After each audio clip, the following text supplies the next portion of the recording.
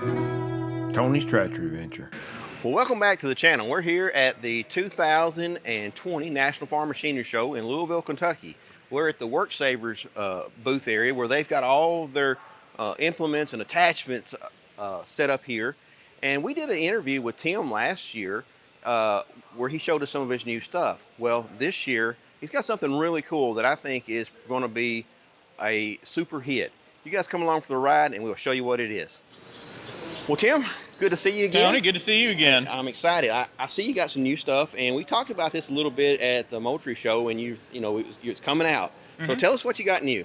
Well, Tony, we kept hearing the same problem from customers, and they have a subcompact tractor, and they got brush they want to clean up around their homestead. Right. But they don't have auxiliary or third function hydraulics on their tractor. So they go back to the dealer, and they find out by the time they buy the kit, get it installed by the dealer, and buy the grapple, you're going to be about $3,000. Absolutely. And a lot of people are like, whoa, we're just going to back away from that. Especially for a homeowner, that's a chunk of money to invest in something you're not going to use every day. Mm-hmm. So how did you fix that? We came out with an electric grapple. So it just runs off the tractor battery. It's real simple. We made up a universal wiring harness, and I got it right down here. I can show you. Okay. And anyway, we got a fused 30 amp connection. It hooks right to the battery. Sure. And then that runs back to a universal switch that mounts right to the joystick, so that way you can keep your palm of the hand on the joystick, and your thumb runs the actuator. So you guys have done a lot of thought in this. Mm-hmm. That's awesome. And then this runs down the loader right to the connection point, and then it's a sealed connection. So anyway, when the customer's done using it, he can just seal up both ends and leave the harness on the tractor, so you don't have to take the wiring harness on and off the tractor. It's the benefits of having a third function without having to run all the we call it plumbing in the mechanic world I'm from. We call it plumbing the tractor, and it's a big deal to plumb all that. So this gives you every one of the same attributes as a grappler, but by taking it on and off really easy. Where hydraulic, you have the quick connects, but you basically brought all the attributes, but you don't have to plumb it. So that's a great thing. Yeah, and we were able to keep the price under $2,000 too. So It saves the end user about $1,000, and we're getting really good response from it from the show. This is the show that we launched it at, and we've already sold over 100 units. So we think it's going to be a hot product. But the one thing that's different, and I do want to tell you this, is that the actuator does not have as much force as a hydraulic cylinder. So the actuator we're using supplies 1,000 pounds of force, and hydraulic cylinders supply, depending on the size, anywhere from 3,000 to 5,000 pounds. And so that's why we're rating this for 32 horsepower or less, because those tractors and loaders can only pick up right at 1,000 pounds. So we have the actuator, sized correctly for the tractor. Right. It goes back to what we talked about last year. No matter how, if you got a subcompact, if you had 3,000 pounds, at what point is it too much? This is perfect. Yeah, I'm sold. I'm interested in it. Can you show us work? Yeah, I'd love to. All right, let's go over and check this one. Back here. All right, tell us a little bit about this. Okay, well, the actuator itself is slip clutch protected, and that way at end of stroke or when you hit max load, you'll hear it click, kind of like on a skid steer when you have the automatic lock in hands. Right. And that protects the actuator and keeps the machine from breaking gears or bending up the screw. So you're telling me it's Tony proof? Pretty much. Okay. Yeah. And the one thing to remember about the slip clutch is that over time it does degrade a little bit, so you do not want to sit there and leave your thumb on the switch and just hammer on it. Sure. But another thing about linear actuators is they cannot take any side or torsional loads. If you do that, the screw inside can sometimes bend, especially when it's fully extended. Right. So we came up with a telescopic tubing here that is greasable. And anyway, the tubing carries all the load, and the actuator does nothing but push and pull in a straight line, protecting the actuator and protecting the grapple. So it is pretty foolproof. Yeah, it's Tony proof. Yeah, Tony proof. Yeah. I don't know if anything is. Well, that's true. I could tear up a steel anvil, but let's see this thing work. I'm excited. All right. Well, like I said, this will mount right to the joystick, and like I said, you can keep palm of your hand here, and it's just simple as pushing a button. So the cycle time is 8 seconds in each direction. And if I get to the end, there's the clutch. So well, you said the cycle time is that. In small subcompact tractors, their flow rates are so low. I don't know that their cycle time is much faster.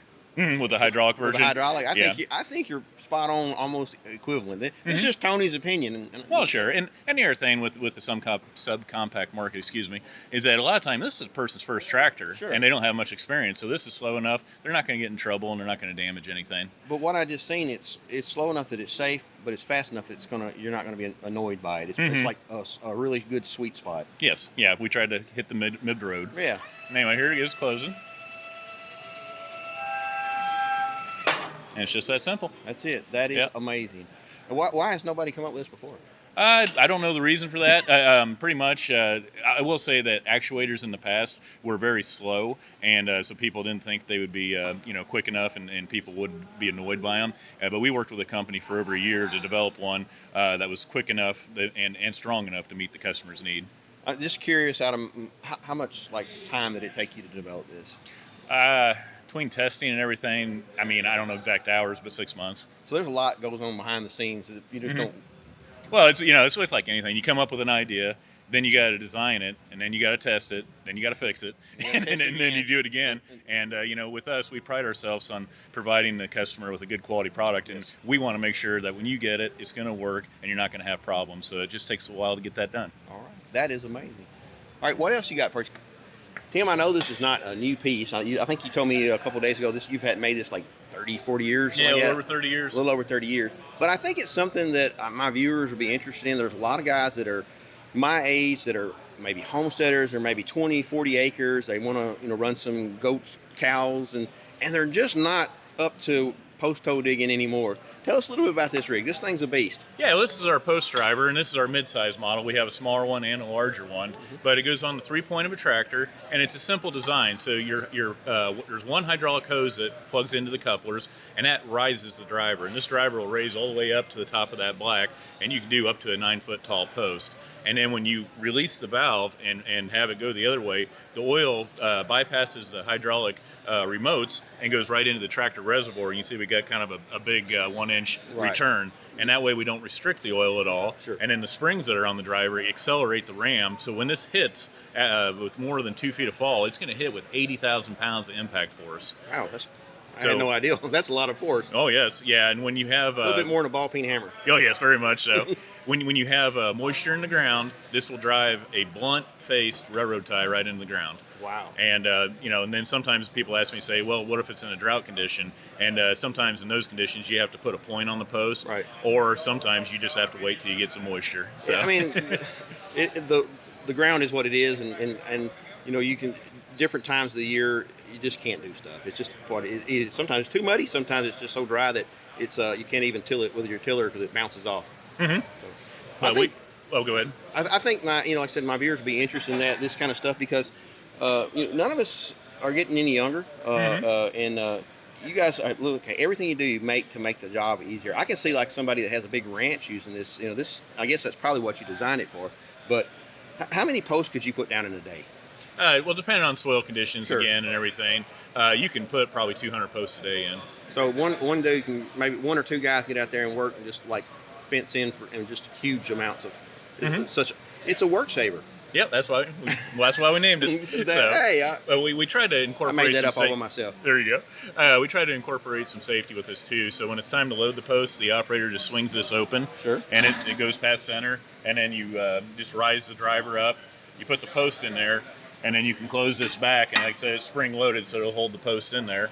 And then you just tamp the post. About 6-inch drop is all you need until the post gets started, and then you can start raising it up and driving. So in a moderate soil condition, how long does it take to put one post in? Well, you can go on our line to our YouTube videos, and I put an 8-inch post in about 45 seconds. I'll leave our viewers a link to that. Okay. And they'll be interested to see it. I'm telling you, it's even if you're not putting posts in, if you're like me, you're just interested in stuff like this. So I love anything mechanical and anything that makes the job easier. So I appreciate that. Yeah, thank you. Tim, is a good. I enjoyed interviewing you again. Yeah, and it's great to see you again, Tony. Your grappler, I'm telling you, I believe you've got a winner there because it is. There's so many people out there that have the subcompacts that don't want to spend the extra money, and there's a lot more to running plumbing than just that meets the eye. Plumbing a tractor with hydraulics for your grappler.